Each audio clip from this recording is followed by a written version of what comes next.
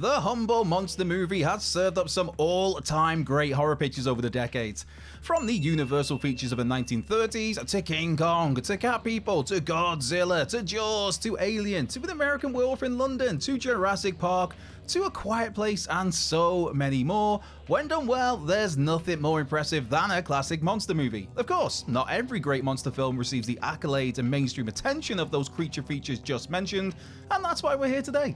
With that in mind, I'm Andrew from What Culture Horror, and here are 10 hidden gem horror monster movies. Number 10, Blackwater. Loosely based on a real tragedy, David Nerlich and Andrew Trauke's 2007 Blackwater finds lovebirds Grace and Adam, and Grace's sister Lee, on a fishing trip in a mangrove swamp. When their tour guide wisely suggests they go a little further afield, that's where things take a literal turn for the worse as a saltwater crocodile capsizes their boat after that tour guide is devoured, or core 3 are caught between a rock and a hard place. Either take short-term solace up a tree, or swim out to their upturned boat and make a break for safety. To compound this predicament, nobody else is aware that they've even taken this trip, daylight is slipping away, and this crocodile is very much in its natural habitat and is very much hungry. Blackwater plays with your expectations, masterfully uses the one sole location where so much of the feature takes place, takes an extremely serious approach to its subject, and it could well be the greatest crocodile feature you've ever seen, or not seen in this case. Number 9, Sweetheart. On the surface, 2019 Sweetheart is very much a standard creature feature,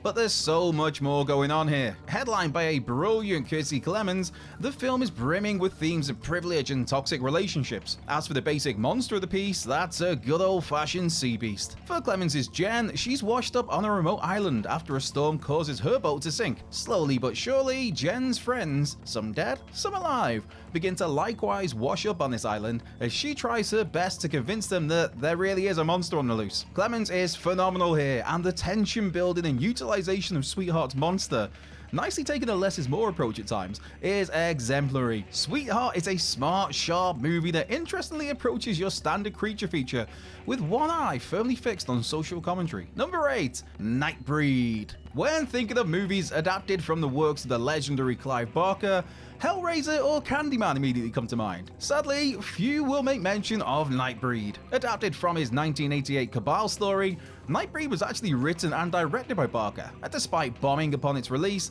the movie has since gone on to become somewhat of a cult favourite, partly thanks to Clive Barker being able to put his own director's cut together. While the bulk of the movies on this list feature one single monster, Nightbreed has a whole plethora of them along for the ride, and the majority of these monsters are actually the good guys. Aaron Boone is convinced that he's a serial killer by his doctor, Decker. In reality, this doctor, played by the iconic David Cronenberg no less, is the killer and is merely framing his patient. Having had visions of a strange underground world known as Midian, Boone eventually ends up in that realm, which is filled by creatures known as the Nightbreed. Keen to kill Boone in order to cover up his dirty little secret, Boone finds himself rallying the Nightbreed in helping him stay alive, and also to help this repressed, once-hunted race in their quest for peace. Plus, you know, there's a magical Danny Elfman score draped all over this. Number 7, Mad God. Could a stop-motion animation film which spent 30 years in development really be a truly terrifying experience? If it's Phil Tippett's Mad God, yes, the answer is an unequivocal yes. Finally released in 2022, Mad God is a film that covers so much in a way that's bafflingly, bizarrely brilliant. In its loosest form, Mad God takes place in a post-apocalyptic landscape where we follow an unnamed figure, known only as the Assassin, who's dropped into a land filled with all kinds of sinister creatures and eerie developments. As we witness all manner of twisted creature designs and oddball sequences, such as an autopsy turning into a birthing scene, the action is accompanied by a chilling, nerve-shredding soundtrack, and the film has just such a unique way of framing what you're seeing. It's rare that you see stop-motion features these days at all, and it's even rarer to see a horror movie crafted in such a way, but this really works in such a highly impactful, atmospheric, and ultimately uncomfortable way. To say Mad God is a full-on assault on the senses would be an understatement.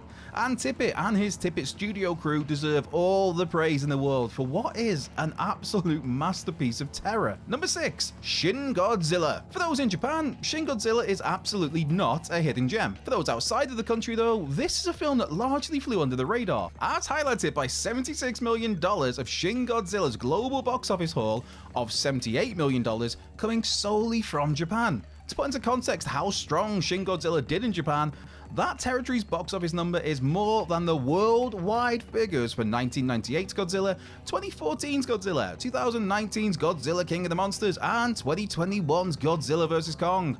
All movies which had at least 10 times the budget of Shin Godzilla. Still, those who did catch the feature during its theatrical release or on its subsequent home release tend to have nothing but praise for Toho's soft reboot of the wider Godzilla franchise. Part of the charm of Shin Godzilla is in how it very much takes things back to basics, delivering a somewhat minimalist film, well, as minimalist a movie as you can do about a giant city-destroying monster, focusing on political power plays and the ground-level people forced to deal with the fallout of Godzilla's destruction across Tokyo and beyond. Genuinely, this is one of the very best Godzilla films of all time. Number 5, Cub.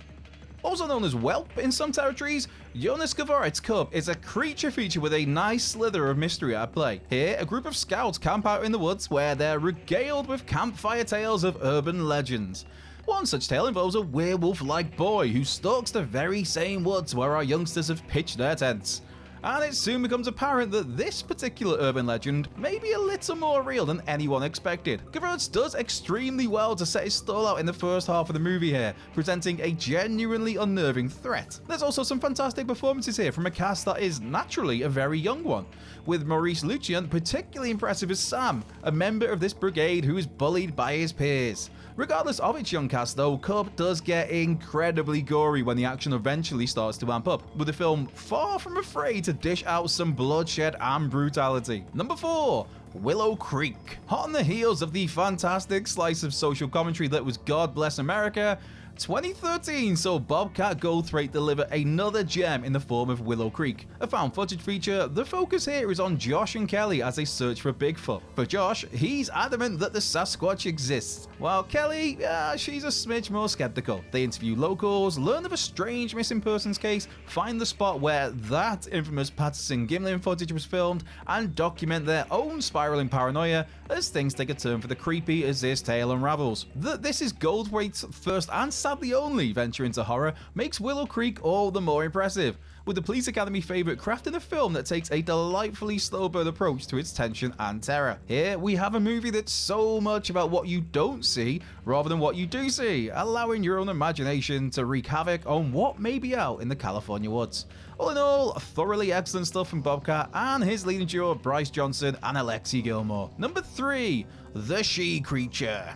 Mixing things up a little bit with a black and white feature from 1956, The She Creature is a horror that's often overlooked when compared to the likes of Creature from the Black Lagoon, House on Haunted Hill, Them, House of Wax, and Invasion of the Body Snatchers. From director Edward L. Kahn, The She Creature centers on creepy carnival hypnotist Carlo Lombardi and poor Andrea Tolbert. You see, for Andrea, Lombardi hypnotizes her and gets her to delve into her past lives.